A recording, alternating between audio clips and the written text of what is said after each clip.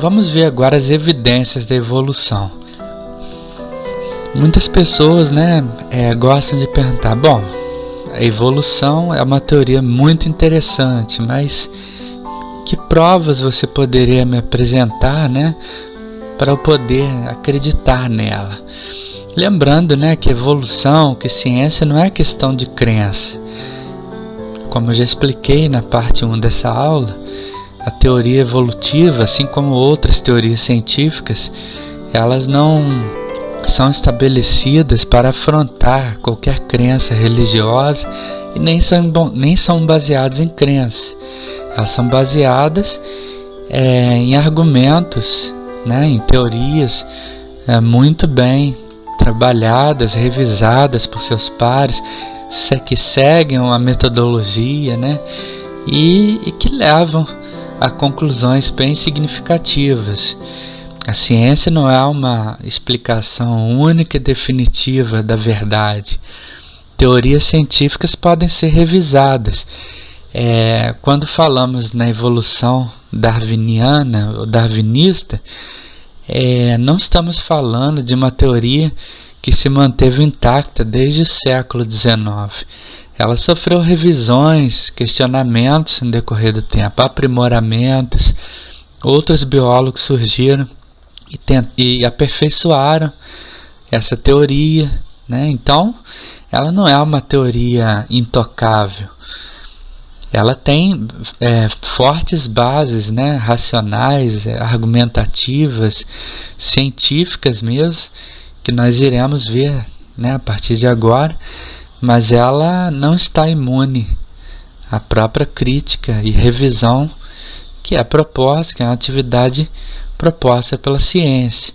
Por uma aplicação errônea da teoria da evolução das espécies, da seleção natural, que surgiu, ainda no início do século XX, o darwinismo social, que foi uma aplicação bastante equivocada dessas teorias evolucionistas para explicar, as raças humanas. Surgiram teorias racistas, racialistas e seus teóricos que propunham a prática da eugenia, que é melhoramento da raça, Eles acreditavam numa hierarquia de que havia na espécie humana uma variedade muito grande de raças, desde as raças superiores às inferiores. Tentaram justificar a escravidão, o extermínio em massa de populações, como aconteceu no triste episódio do nazismo. Hoje sabemos que essas teorias estão completamente equivocadas, porque, como veremos mais adiante, na espécie humana não há raças humanas. Existem variações étnicas, mas não podemos afirmar que existam raças humanas, porque o fluxo gênico sempre ocorreu na história da humanidade. O próprio conceito de raça está desacreditado pelas ciências biológicas e ocasionalmente ainda é utilizado na antropologia e em algumas ciências, mas com muitas ressalvas. Evidências da evolução. A teoria da evolução causou um grande rompimento no paradigma vigente. Logo, para ser aceita, necessitava de provas muito bem colocadas. Vamos estudar algumas delas agora. Fósseis. O registro fóssil já era aludido até mesmo por Charles Darwin, no seu livro A Origem das Espécies. Ele dedica uma boa parte do seu livro ao registro fóssil, que já existia e que estava se desenvolvendo no século XIX, através do surgimento de ciências importantíssimas como a paleontologia, pelos achados de fósseis de dinossauros em várias partes do mundo. Muitas dessas imagens eu mostrei a vocês na aula anterior, Eu tive a oportunidade de ver em museus de história natural na Argentina, no Chile, no Brasil mesmo. E os fósseis mostram as formas de vida que existiram no passado, muitas das quais não existem mais, outras que evoluíram, né, e sofreram mudança ao longo do tempo e que existem até hoje.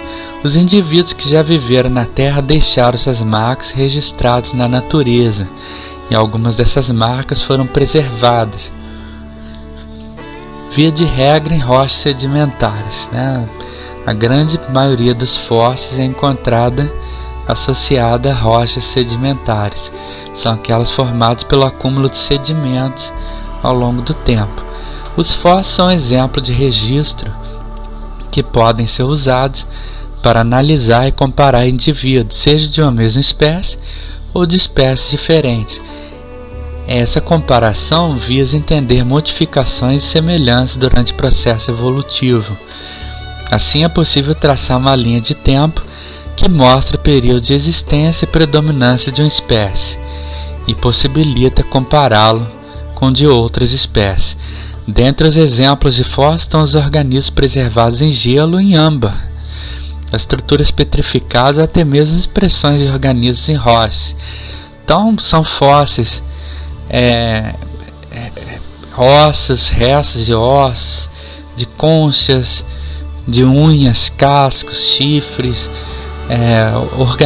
partes moles de organismos conservados em gelo, como de alguns mamutes, né, encontrados na Sibéria, ou em âmbar, né, insetos presos em âmbar, que é aquela resina fóssil, e que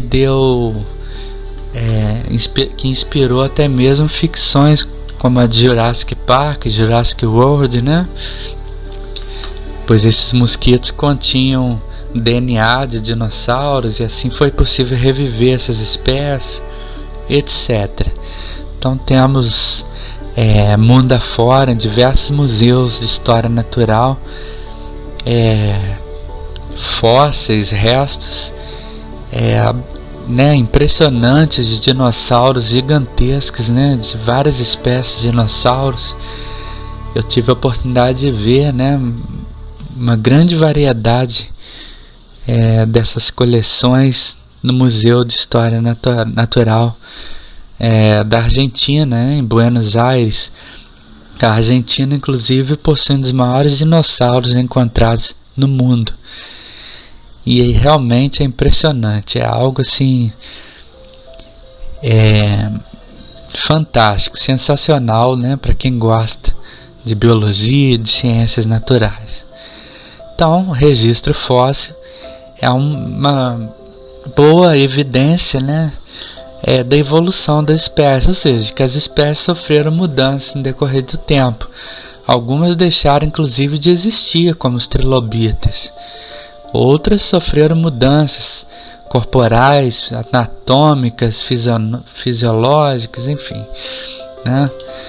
Algumas reduziram seus tamanhos, outras deixaram mesmo de existir, como é o caso dos dinossauros, né? Ainda bem, senão provavelmente não estaríamos aqui. Então temos aí uma grande variedade de registro fóssil.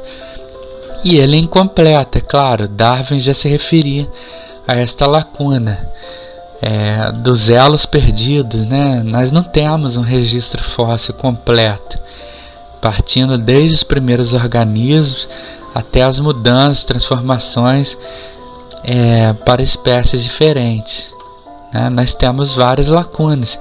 Temos alguns elos perdidos. O Archaeopteryx, por exemplo, é o fóssil de um organismo reptiliano com características de dinossauros, mas que também possuía características de ave. E curiosamente, as aves modernas são consideradas o grupo mais próximo dos dinossauros, mais até do que os crocodilianos, lagartos e os demais répteis. Hoje há uma tendência, né, no meio biológico até de se considerar as aves como diretamente derivadas de um grupo de dinossauros, terápodes, que existiram, né, no passado remoto da Terra. Então, os dinossauros, de certa forma, né, estão aí entre nós até hoje. Eles evoluíram, eles transformaram em aves, né? Tamanho bastante reduzido, características anatômicas, fisiológicas bem diferentes das dos dinossauros, mas com algumas semelhanças. Hoje sabe-se que muitos dinossauros apresentavam penas, né, e características bem próximas às das aves mesmo. Para encerrarmos então o nosso estudo sobre evolução, vamos dar continuidade às evidências da evolução, analisando os órgãos homólogos e análogos. Vamos ver, né, o que são essas estruturas, em que semelhanças elas apresentam entre si, para resultarem, né, em evidências, em forte evidência de uma ancestralidade comum. Os órgãos homólogos são estruturas que estão presentes em diversas espécies e possuem a mesma origem embrionária, indicando uma evidência do parentesco entre essas espécies. Então, órgãos homólogos mostram uma origem embrionária comum, né? Essas estruturas apresentam usos diversos nos indivíduos adultos das diferentes espécies. Por exemplo, o braço humano não executa a mesma funcionalidade que a asa de um morcego, mas possui a mesma origem embrionária, por isso são chamados de órgãos homólogos. Vocês estão vendo aqui, né, o antebraço humano, a pata de um cavalo, de um gato, da toupeira, da baleia, da rã, do morcego, do pássaro. São estruturas que têm a mesma região embrionária, são desenvolvidos a partir da mesma região embrionária, mas possuem funções completamente diferentes, né? Como é facilmente perceptível.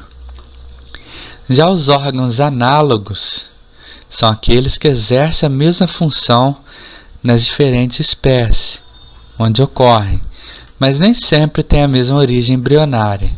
A presença de estruturas análogas em diferentes espécies pode ser interpretada como uma atuação semelhante da seleção natural em diferentes espécies. Um exemplo de estruturas análogas ocorre quando comparamos as asas das aves com as asas dos insetos. A função é a mesma, voar, mas a origem embrionária é completamente diferente, né?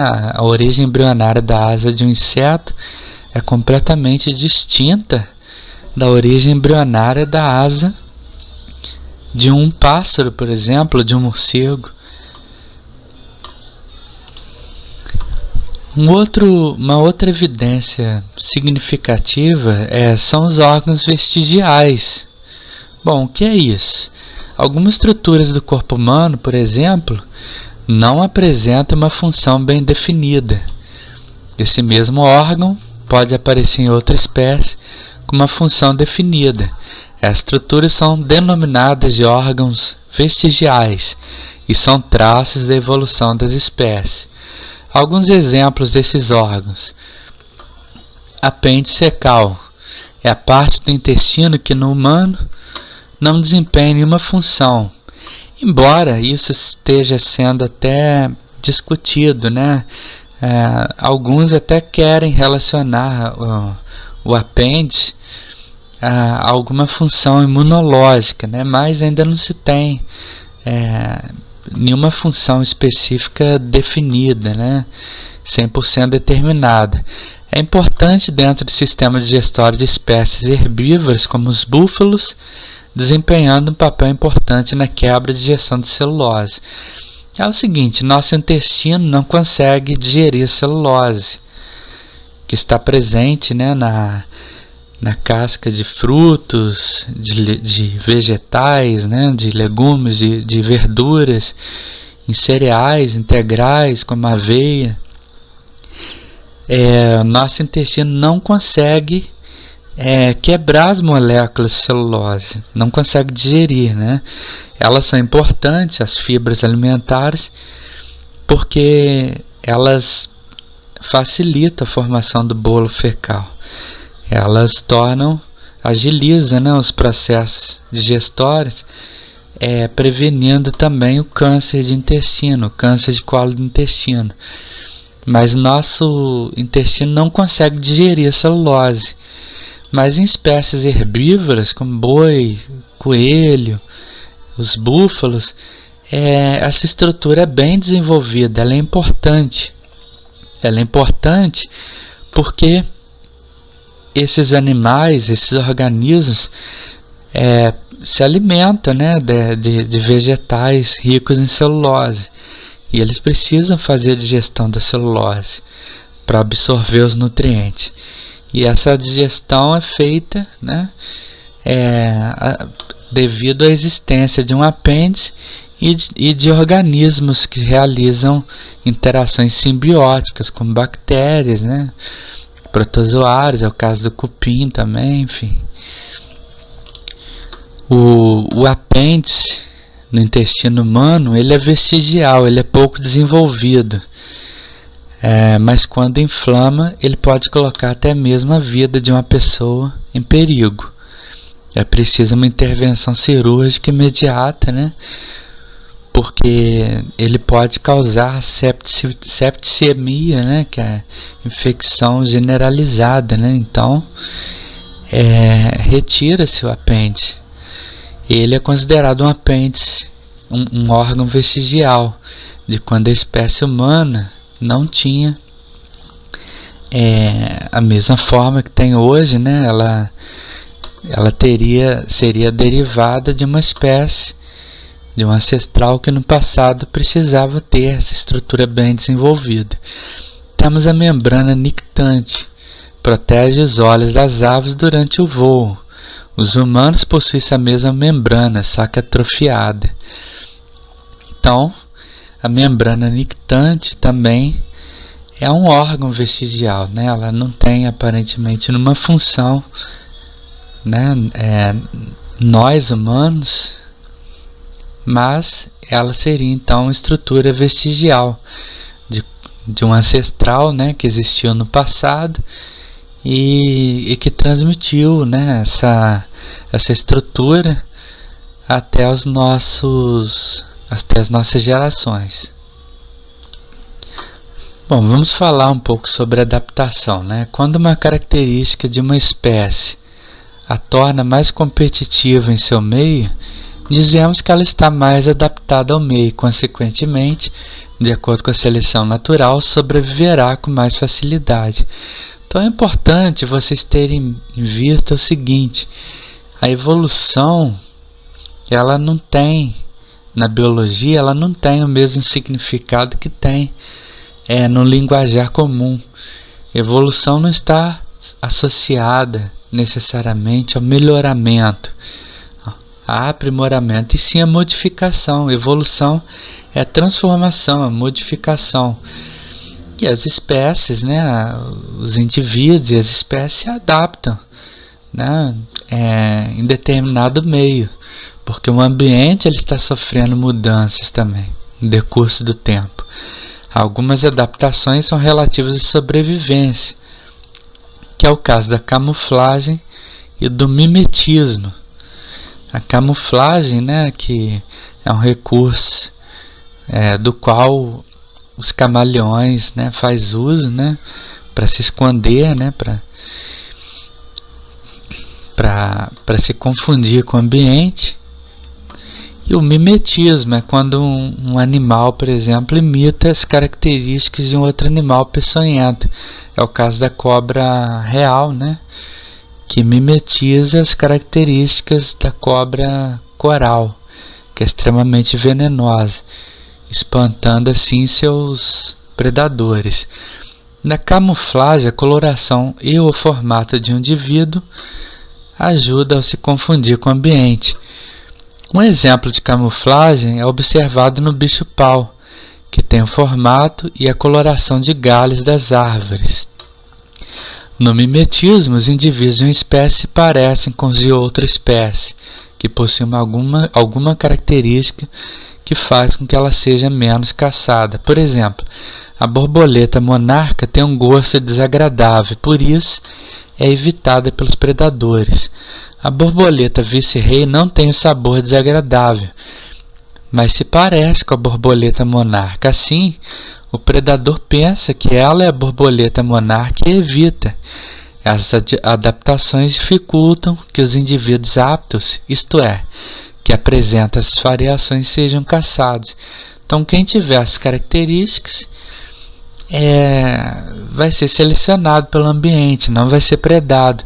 A chance de sobrevivência aumenta exponencialmente quando esses indivíduos desenvolvem essas mutações, lembrando que são aleatórias. Outras adaptações são relacionadas ao ambiente em que o indivíduo vive, como a abertura da pupila em ambientes mais escuros, ou a alimentação, como o formato do bico de algumas aves, como nós vimos, no caso dos tentilhões das Ilhas Galápagos, na história que nós falamos sobre a viagem de Darwin até essa região do planeta.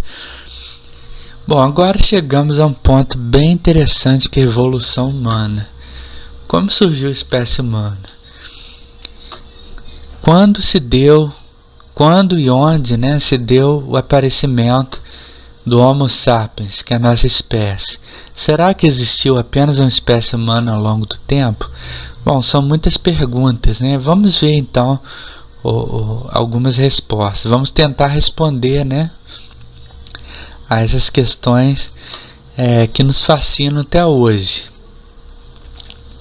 A espécie humana não foi sempre da forma como é hoje. Os humanos são parte do grande grupo dos mamíferos. E isso significa que temos ancestrais em comum com todas as espécies que possuem glândulas mamárias. Pois bem, o que o texto está dizendo, com todas as letras, é que seres humanos compartilham um ancestral comum com todos os mamíferos, com todos os animais que possuem glândulas mamárias. Isso significa o quê? Que cães, gatos, onças, gorilas, chimpanzés, seres humanos, morcegos, baleias, golfinhos, todos esses animais têm um ancestral em comum. Eles são mamíferos, ornitorrincos, e os mamíferos começaram a se desenvolver, a evoluir, ou apareceram pela primeira vez, ainda no período dos dinossauros, na época em que os dinossauros habitavam o nosso planeta. Os mamíferos pertencem a uma era geológica chamada Mesozoico, que coincidiu, com um período em que também habitavam os grandes e terríveis répteis, os dinossauros, em nosso planeta. Então, com a extinção dos dinossauros, os mamíferos que outrora viviam em esconderijos, em abrigos, em cavernas, e tinham um porte bem menor, começaram a se desenvolver e se diferenciar em grupos maiores. As espécies antigas mais próximas aos humanos atuais são denominadas hominídeos e apresentam em comum a especificidade de andar sobre duas patas. É o bipedismo humano, É quando essas espécies de hominídeos que viviam na África começaram a libertar suas mãos, começaram a desenvolver mutações que os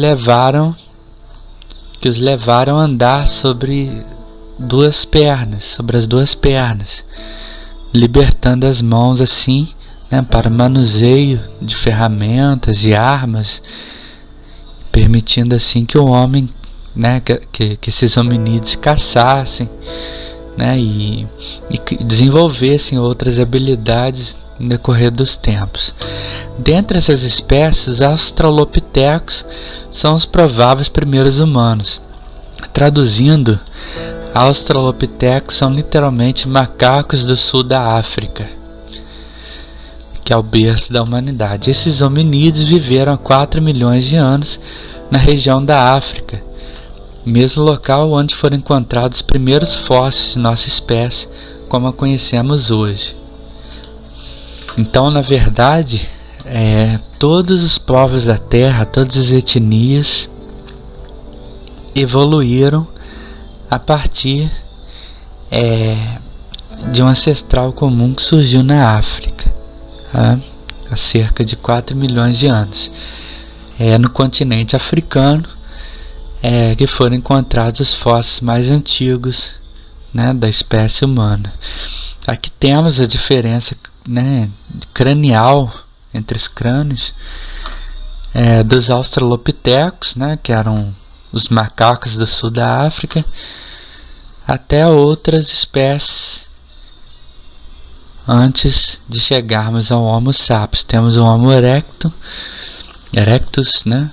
Observe que o volume craniano começa a aumentar consideravelmente. Temos o Homo sapiens neanderthalense, o homem de Neandertal, que acredita tenha cruzado com a espécie humana atual, moderna, que é o Homo sapiens, que tem um volume craniano bem maior, como vocês estão vendo aqui. Acredita-se então, né, que as duas espécies tenham se encontrado em determinado período, só que prevaleceu a espécie Homo sapiens, que é a espécie humana atual. Algumas pessoas, né, possuem DNA, inclusive, do homem de Neandertal. Então, na verdade, todos nós somos africanos, né? Todos nós, todos os povos da Terra, os povos, desde os asiáticos aos povos americanos e europeus, eles têm uma origem única, que é o Homo sapiens, que surgiu nas savanas da África há 4 milhões de anos. A nomenclatura usada para denominar nossa espécie hoje é o Homo sapiens. Nossa espécie atual se diferencia dos humanoides primitivos devido ao aumento no tamanho do cérebro, o que levou a maior capacidade de desenvolver pensamentos e estratégias de sobrevivência. Além disso, esse aumento cerebral determinou a construção de uma comunicação inteligível, mesmo quando ainda usávamos somente a linguagem simbólica. A união dessas adaptações nos levou a desenvolver métodos como a agricultura, o desenvolvimento de residência e medicações. Então, a capacidade cerebral, né, a capacidade cerebral humana está diretamente relacionada ao desenvolvimento de tecnologias que facilitaram a manutenção da espécie humana na natureza.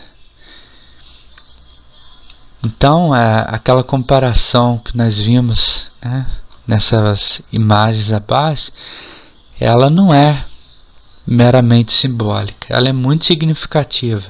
O volume craniano, ou seja, a capacidade cerebral, fez com que o homem se tornasse o que é hoje, um construtor de civilizações de alta tecnologia, né, de grandes cidades, uma espécie bastante sofisticada em comparação com as espécies humanas anteriores, né? Vamos ver agora um pouco sobre os mecanismos de especiação. O que é isso? O fato de uma espécie se transformar em outra espécie. A formação de novas espécies é chamada de especiação e é determinada por diversos fatores. Imagine com a população de aranhas de patas brancas que vive em uma determinada área da floresta fique presa após um transbordamento permanente de um rio causado pela construção de uma hidrelétrica. Essas aranhas tinham contato com outras aranhas de patas pretas, o que permitia a fecundação de aranhas de patas brancas, pretas e cinzas. Com o avanço do rio, forma-se uma barreira geográfica, e as aranhas de patas brancas só terão contato entre si. E as adaptações que elas obtiverem pela seleção natural ficarão restritas a essa população. Com o tempo, essas diferenças poderão ser significativas, de forma que os materiais genéticos das duas populações não serão mais compatíveis, tornando as aranhas de patas brancas uma espécie distinta das aranhas de patas pretas. Desta forma, estará estabelecida uma barreira reprodutiva, pois as duas espécies não poderão reproduzir entre si, formando espécies diferentes. Então, a barreira geográfica, ou seja, o fato de haver uma separação entre as aranhas de patas pretas e patas brancas, por causa do transbordamento de um rio, fez com que elas não se cruzassem entre si. Elas não se cruzassem entre elas, melhor dizendo. Elas passaram a cruzar-se apenas entre si, né? Entre indivíduos com a mesma característica. E com o passar do tempo, isso gera uma barreira reprodutiva. Se você pegar uma aranha de pata preta e tentar cruzar com a aranha de pata branca, elas não vão mais gerar descendentes. Elas serão inférteis, não haverá um processo de fluxo gênico, porque elas já serão espécies diferentes. Então, o isolamento geográfico levou à barreira reprodutiva. Por isso que eu afirmei anteriormente que não existem raças humanas. Porque não importa a cor da pele, as características fenotípicas do indivíduo, todas as etnias se reproduzem, né? Existem variedades dentro de uma mesma espécie, mas sempre houve fluxo gênico na humanidade, na história da humanidade. Até mesmo populações europeias, né, que eram vistas como populações bastante isoladas, né, e no passado as teorias racistas apontavam como raças superiores, puras. Hoje já se demonstrou que elas também sofreram fluxo gênico no decorrer da história. O Império Romano, por exemplo, já havia estabelecido a escravidão, inclusive de pessoas subsaarianas, de pele negra na Europa. Temos até nas populações europeias contribuições gênicas de origem asiática, de origem africana, e além disso, né, não há nenhuma hierarquia racial a ponto de estabelecer, né, que existem raças humanas superiores e inferiores, simplesmente porque não existem raças humanas. Talvez você esteja se perguntando, mas por que existem diferenças fenotípicas? Como mecanismos de adaptação. Por exemplo, a pele clara, os olhos claros surgiram em ambientes mais frios da Europa, como resposta à necessidade de a pele humana sintetizar maior vitamina D. Então a pele precisava absorver maior quantidade de sol, né? Refletir, né? Maior quantidade de sol, para poder produzir vitamina D, sintetizar vitamina D. A vitamina D ela tem uma grande importância na estabilização, né, do esqueleto, na estabilização óssea, né? E pessoas que têm carência dessa vitamina sofrem com problemas de raquitismo, osteoporose. Então, assim, uma das consequências, né, das migrações humanas através do que chamamos de teoria do candelabro, ou seja, a irradiação da espécie humana das savanas africanas, em que os seres humanos tinham a pele escura e foram perdendo pelos até aos fenótipos de pele mais clara. Foi porque na Europa, né, com a menor irradiação solar, a pele conseguia produzir vitamina D com mais facilidade. Houve um processo de adaptação em que a pele se adaptou a pouca exposição solar, né?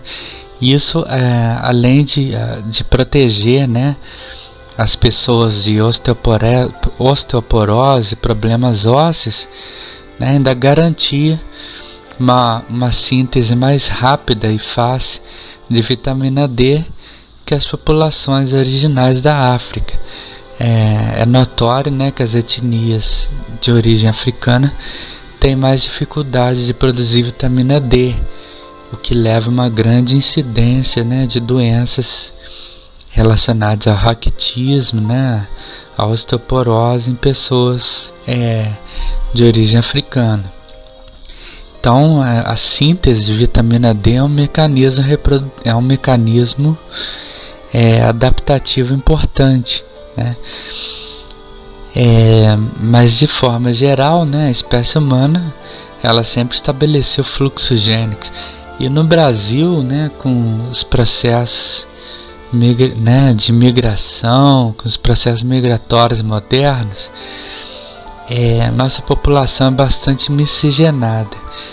E hoje existem testes de ancestralidade global, testes de DNA, que rastreiam, né, as contribuições de cada etnia do planeta para o indivíduo, para a descendência para a ancestralidade do indivíduo. Esses testes, né, são fáceis de serem feitos, né? Eles podem ser feitos a partir da coleta de saliva ou de células que estão presentes nas paredes da boca, né, nas paredes da mucosa bucal. Esse material é enviado aos laboratórios como Geneira, que é um laboratório de São Paulo, Brasil. Temos o MyHeritage, nos Estados Unidos. Esse material é enviado pelos correios, né, ou coletado diretamente no laboratório. E lá eles conseguem sequenciar todo o DNA do indivíduo e estabelecer, né, a porcentagem, o percentual de contribuição de cada etnia para a ancestralidade do indivíduo, né? Eu já fiz esse teste por curiosidade, é bem interessante, né? Eu descobri, né, que sou bastante europeu, mas isto não significa que, por exemplo, uma pessoa tenha contribuições só de uma etnia. Na verdade, o que esses testes mostram é que a população brasileira é bastante misturada mesmo, inclusive com contribuições significativas de genes de origem indígena e africana. Então, a genética e a evolução são áreas da biologia que estão entrelaçadas, estão muito próximas, e é um assunto sempre fascinante. Bom, está encerrada assim a nossa aula, né? Façam as atividades, espero que tenham gostado e até o próximo tema.